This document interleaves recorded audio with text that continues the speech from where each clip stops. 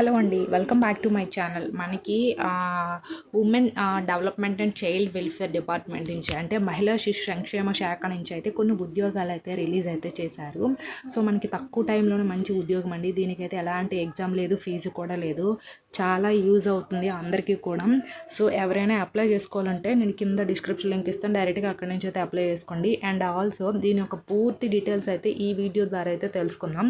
So చివరి వరకు అయితే చూడండి. మీకు ఎలాంటి డౌట్స్ ఉన్నా సరే ఖచ్చితంగా కామెంట్ అనేది చేయండి. అండ్ నెక్స్ట్ వన్ వచ్చేసరికి ఏంటంటే, మన ఛానల్ని ఫస్ట్ టైం చూసినట్లయితే వీడియోని లైక్ చేసి, షేర్ చేసి, సబ్స్క్రైబ్ అయితే చేయండి. ఆ చిన్న సపోర్ట్ మన ఛానల్కి ఇవ్వండి. And Telegram, WhatsApp channel links అయితే కింద డిస్క్రిప్షన్లో ఇస్తాను. అందులో different types of jobs and also interview dates, ఏ రోజు ఎక్కడ జాబ్ మేళస్ ఇలాంటివన్నీ కూడా పోస్ట్ చేస్తుంటాం కాబట్టి మీకు కూడా యూజ్ అవుతాయి. సో జాయిన్ అవ్వాలంటే అందులో జాయిన్ అవ్వండి. మనం ఇప్పుడైతే వీడియోలోకి అయితే వెళ్ళిపోదాం. సో ఫస్ట్ ఆఫ్ ఆల్ వచ్చేసరికి ఇక్కడ చూడండి, women development child welfare department notification అని అయితే ఇచ్చారు.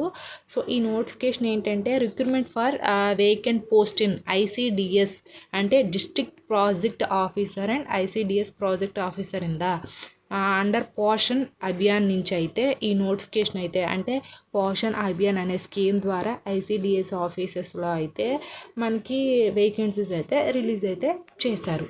సో అది మనకి ఇందులో చాలా వేకెన్సీసే ఉన్నాయి.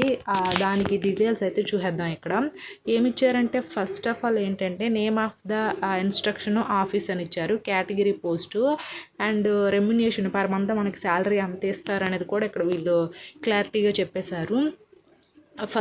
ఫస్ట్ వన్ వచ్చేసరికి ఏంటంటే, district women and child welfare empowerment office అని ఇచ్చారు, చిత్తూరు. సో ఇదేంటంటే అక్కడ district coordinator district level. So coordinator అనేది 1 వేకెన్సీ అయితే ఉంది. సో ఇక్కడ మనకి కోఆర్డినేటర్గా ఒక వేకెన్సీస్ అయితే ఉంది కాబట్టి దీనికైతే అప్లై చేసుకోండి. మనకి 30,000 పర్ మంత్ శాలరీ అనేది ఇస్తున్నారు. మనకి ఉమెన్ అంటే మహిళా శిశు సంక్షేమ శాఖలో ఏంటంటే కోఆర్డినేటర్గా పోస్ట్ వేకెన్సీస్ అయితే ఉంది. పర్ మంత్ 30,000 అయితే రెమ్యునేషన్ అయితే ఇస్తున్నారు. అండ్ నెక్స్ట్ వన్ వచ్చేసరికి ఏంటంటే, ప్రాజెక్ట్ అసిస్టెంట్ డిస్ట్రిక్ట్ లెవెల్.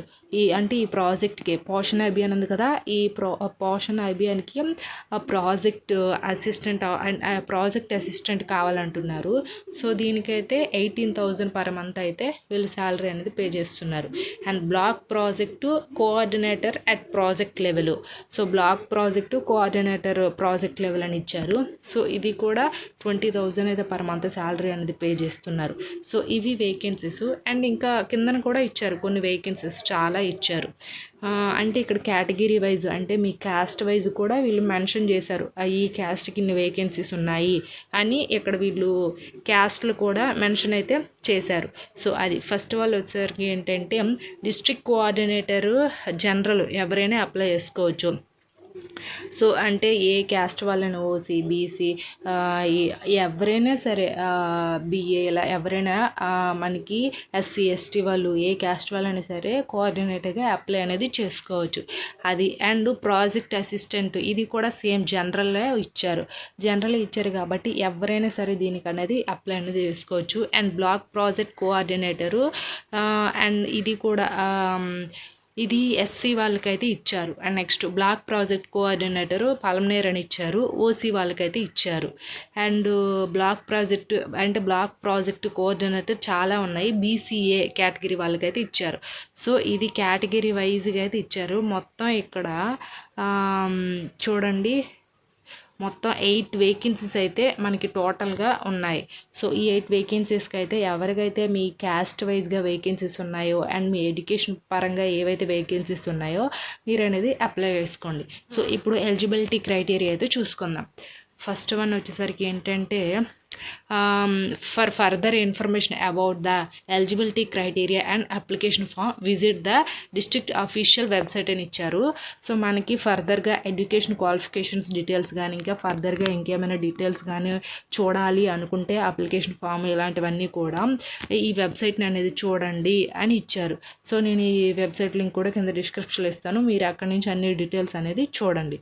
అది అండ్ నెక్స్ట్ వన్ వచ్చేసరికి ఏంటంటే, ఇక్కడ వీళ్ళు క్లారిటీగా చెప్పారు ఏంటి one application per post is prescribed అని ఇచ్చారు. సో పోస్ట్ ద్వారా మాత్రమే మనం వీళ్ళకి అప్లై చేయాలి, ఆన్లైన్లో అయితే కాదు, ఆఫ్లైన్లో మాత్రమే పోస్ట్ ద్వారా అయితే వీళ్ళకైతే పంపించాలి. సో అది. అండ్ నెక్స్ట్ వన్ వచ్చేసరికి ఏంటంటే మనకి ఇక్కడ చూడండి, ఎప్పుడు last application received after the last date ఎప్పుడు ఇచ్చారంటే 5 PM ఆగస్టు 10th వరకు అయితే ఇచ్చారు. సో అది age relaxation is provided per the government of AP rules. అంటే మనకి ఏపీ రూల్స్ అంటే ఆంధ్రప్రదేశ్ రూల్స్ ప్రకారం ఏంటంటే మనకి ఆ రకంగా ఏజ్ రిలాక్సేషన్ మనకి ఆంధ్రప్రదేశ్లో ఏంటంటే ఏదైనా సరే 35, 42 సో అలా 18 years పైబడి నుంచి ఏజ్ రిలాక్సేషన్ ఒక్కొక్క కేటగిరీ వాళ్ళకి ఒక్కోలా ఉంటుంది. ఓబీసీ వాళ్ళకి 35, ఓసీ వాళ్ళకి కొంచెం తక్కువగా ఉంటుంది, ఎస్సీ ఎస్టీ వాళ్ళకి ఒక 5 years ఏజ్ రిలాక్సేషన్. సో మన ఆంధ్రప్రదేశ్లో ఉండే ఏజ్ రిలాక్సేషన్ రూల్స్ ప్రకారమే ఉంటుంది అని వీళ్ళు ఇక్కడ చెప్పారు. సో అది లాస్ట్ డేట్ ఎప్పుడు మనకి ఆగస్టు 10th ఈవినింగ్ 5 వరకు కూడా మీరు పోస్ట్ ద్వారా అయితే అప్లికేషన్ ఫామ్స్ అయితే పంపించవచ్చు అని ఇక్కడ వీళ్ళు మెన్షన్ చేశారు. సో అది. అండ్ నెక్స్ట్ వన్ వచ్చేసరికి ఏంటంటే అంటే only qualified candidates will be called for computer test and shortlisted candidates will be called or oral interview conducted by district selection ఏంటంటే committee headed by district collector.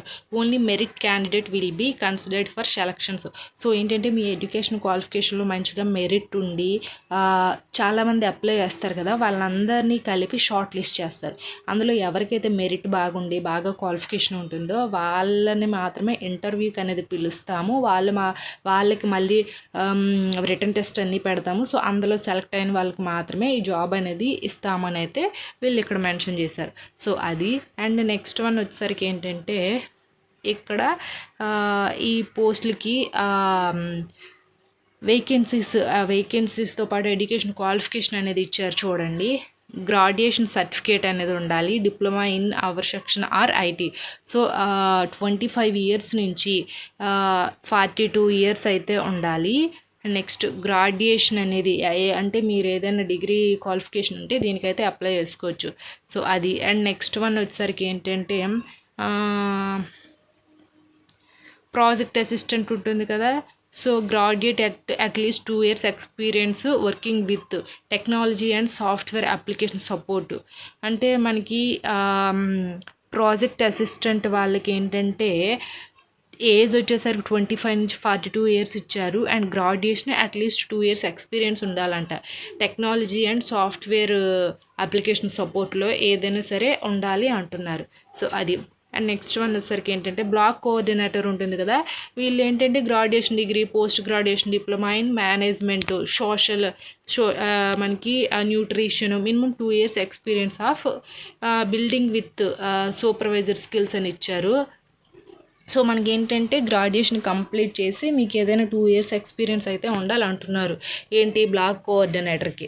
So అది. ఇవైతే వీళ్ళ యొక్క website link. ఈ వెబ్సైట్లో ఏంటంటే ఇంకా ఫర్దర్గా అన్ని డీటెయిల్స్ అయితే పెడతారు, చూడండి. ఐ హోప్ ఈ వీడియో మీకు ఇన్ఫర్మేటివ్గా ఉంటే వీడియోని లైక్ చేసి షేర్ చేసి సబ్స్క్రైబ్ అనేది చేయండి. Thanks for the watching this video.